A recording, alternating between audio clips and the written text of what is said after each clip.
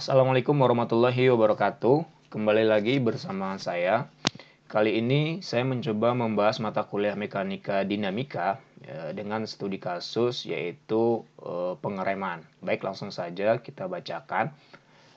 Di sini ada sebuah rem dari sebuah mobil yang diberikan sehingga menyebabkan mobil itu melambat dengan nilai 10 feet per second kuadrat.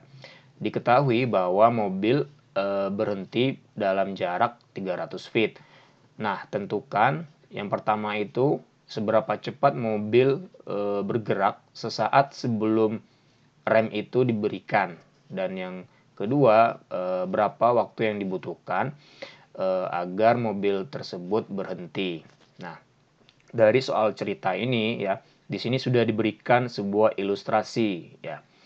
Di sini coba bayangkan ya, misalnya mobilnya melaju dari sini gitu ya, punya kecepatan tertentu.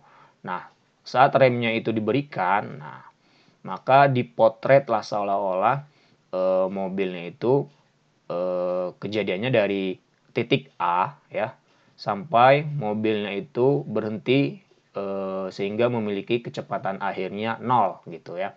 Nah, yang ditanya berapa kecepatan awalnya tadi ya dari sini sampai dia sesaat sebelum mobil itu diberikan rem gitu ya. Nah, berapa kecepatan awalnya dan berapa yang waktu yang dibutuhkan sampai mobilnya itu berhenti dalam rentang jarak 300 feet gitu ya. Oke. Nah, di sini saya mencoba untuk membahasnya secara sistematis gitu ya. Ini sudah saya jelaskan di kelas bahwa ada 10 step gitu ya. Ada 10 langkah dalam menyelesaikan kasus-kasus dinamika ya. Umumnya seperti ini, ada 10. Nah, yang pertama itu data ya. Dari soal ini data apa yang sudah diberikan gitu ya. Kita coba identifikasi datanya. Yang pertama A gitu ya. A itu di dalam kasus ini bukan percepatan melainkan perlambatan gitu ya. Kenapa? Karena kasusnya adalah pengereman gitu ya. Nah, berarti nilainya ada ya. Di sini dikatakan 10 feet per second kuadrat. Nah, berarti kalau perlambatan itu dia negatif, nilainya negatif gitu ya. Nah, berarti A sama dengan minus 10 feet per second kuadrat. Nah, lalu jarak ini adalah delta S ya, atau perpindahan ya, bukan S ya, tapi delta S. Kenapa delta S ya? Karena dia berpindah sejauh 300 feet gitu ya, dari titik A ke katakanlah ini titik B gitu ya. Nah, jadi dia berpindah dari A ke B sejauh 300. Dan kecepatan akhirnya ya sampai dia berhenti itu pasti 0 gitu ya. V-nya sama dengan 0. Oke. Nah, itu data sudah selesai satu step. Lalu yang kedua, step yang kedua adalah hasil yang diinginkan. Nah, berarti pertanyaannya apa? Ya kan ya, yang A itu adalah V0-nya berapa yang diminta gitu ya. Dan T-nya berapa waktu yang dibutuhkan gitu. Itu step kedua. Lalu step yang ketiga ya, itu adalah asumsi dan pendekatan. Nah, asumsi yang kita pakai di kasus ini adalah mobil dianggap sebagai partikel. Artinya massa dan ukuran itu kita abaikan gitu ya. Makanya kita tidak memandang massa mobilnya ini berapa ya, tapi kita baru mengasumsikan atau didekati dengan mobil ini dianggap sebagai partikel. Oke. Lalu diagram dan sketsa gitu ya. Nah, kita buatkan diagramnya ya. Di sini ada sebuah titik gitu ya. Katakanlah ini yang lingkaran hitam ini, saya anggap ini adalah partikel, di mana partikelnya ini punya kecepatan awal yang arahnya ke kanan gitu ya. Nah, lalu si partikel ini bergerak sampai punya dia kecepatan akhir yaitu V sama dengan 0. Nah, si partikel ini juga berpindah gitu ya sejauh 300 feet. Nah, itu adalah diagram gitu ya atau sketsa. Lalu yang kelima ya, itu adalah prinsip atau formula ya. Formula yang digunakan adalah ya kita bisa tinjau dari datanya gitu ya. Di sini ada A, ada delta S, ada V. Ya, kemungkinan kita menggunakan persamaan umum di mana persamaan umumnya adalah ADS itu sama dengan VDV. Oke. Nah, itu prinsip. Baru dari rumus tadi kita lakukan step yang keenam yaitu kalkulasi atau perhitungan ya. Oke, karena ini masih dalam bentuk diferensial ya, kita bisa menghilangkan diferensialnya dengan cara kita integralkan gitu ya. Jadi A integral ds gitu ya, itu sama dengan integral VdV ya, dimana ini kita pakai adalah integral tentu gitu ya. Ya. ds ini integralnya dari S0 sampai S gitu ya, atau nanti ini kalau kita integralkan menjadi delta S. Kalau integral VdV, nah ini kalau kita integralkan menjadi setengah V kuadrat ya. Nah, di mana V kuadratnya itu adalah dari V dikurang V0 gitu ya. Jadi seperti ini, setengah V kuadrat dikurang V0 kuadrat. Lalu kita sederhanakan lagi ya, setengahnya saya pindahkan ke sini menjadi 2A gitu ya. Lalu kita masukkan ya angkanya ya 2A, A-nya adalah minus 10. Ini adalah delta S ya. S dikurang S0 itu adalah delta S atau perpindahan. Ingat ya, ini perpindahan bukan jarak total gitu ya, tapi perpindahannya. Lalu V kuadratnya itu 0 gitu ya. Dan V0-nya yang akan ditanya atau yang dicari. Nah, ini V0 kuadratnya adalah 6000 ya. Ini nilainya negatif-negatif, kita bisa coret gitu ya. Sama-sama negatif, berarti V0-nya adalah akar dari 6000 diperoleh 77,5 feet per second. Oke. Nah, lalu itu pertanyaan yang A ya. Untuk yang pertanyaan yang B, kita bisa menggunakan formula ini ya. A sama dengan dV per dt ya. Kenapa pakai yang ini ya? Karena A-nya sudah diketahui ya kan. A sudah diketahui. Sekarang kita mau mencari T-nya, waktu yang dibutuhkan. Nah, berarti dV-nya ini atau V-nya sudah kita peroleh dari sini ya kan. Nah, berarti dt itu adalah dV per A gitu. Nah, karena ini masih dalam bentuk diferensial, maka akan saya integralkan menjadi integral dt dari 0 sampai t ya. Ingat ya, ini dari 0 sampai t ya. Jadi waktu dia waktu itu kan bergerak positif gitu ya, nggak ada yang negatif. Berarti ini 0 sampai t. Kalau yang ini adalah integral 1 per A kan ya. Untuk 1 per A. Ini kan dv-nya pindah geser ke sini jadi 1 per A ini kan. Lalu kita integralkannya dv ya. Nah, berarti 1 per integral dt itu adalah t ya. Ini dimasukkan nilai A-nya adalah minus 10.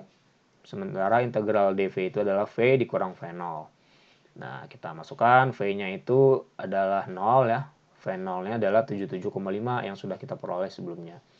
Nah, maka waktu yang dibutuhkan itu hanya 7,75 detik gitu ya. Hampir sekitar 8 detik. Nah, lalu step ke-6 ini sudah selesai gitu ya. Selanjutnya kita verifikasi hasil. Kita cek hasil yang kita peroleh tadi atau kita uji ya. Ya, bagaimana cara mengujinya ya? Kita balikan lagi rumusnya yang tadi ya. Kita coba cari A-nya berapa ya. Kalau V-nya tadi sudah kita peroleh tadi ya.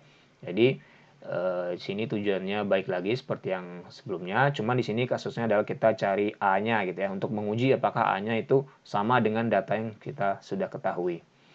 Nah, oke, di sini S kurang S0-nya 300 ya.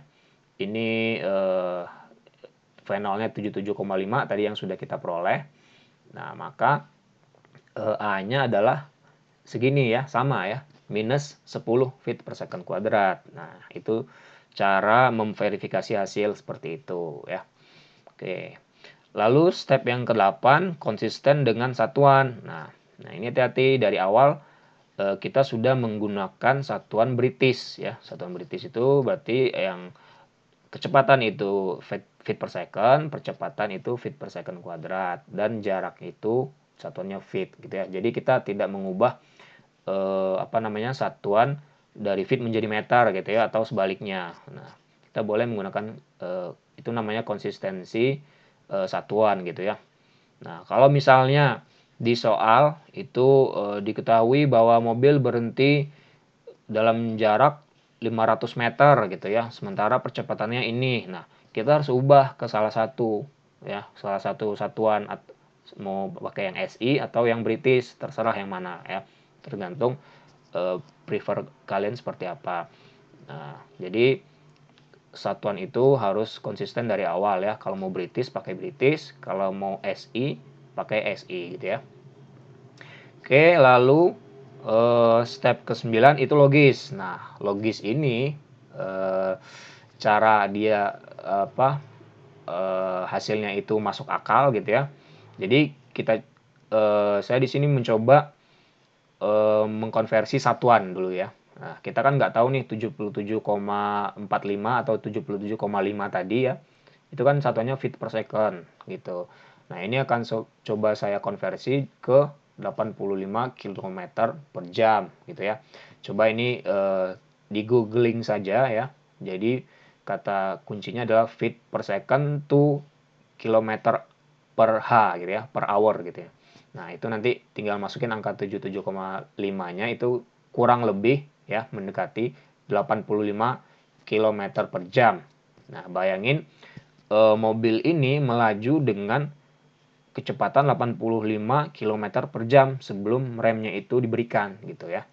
Atau kalau kita konversi ke meter per second itu kurang lebih sekitar 23,6 meter per second.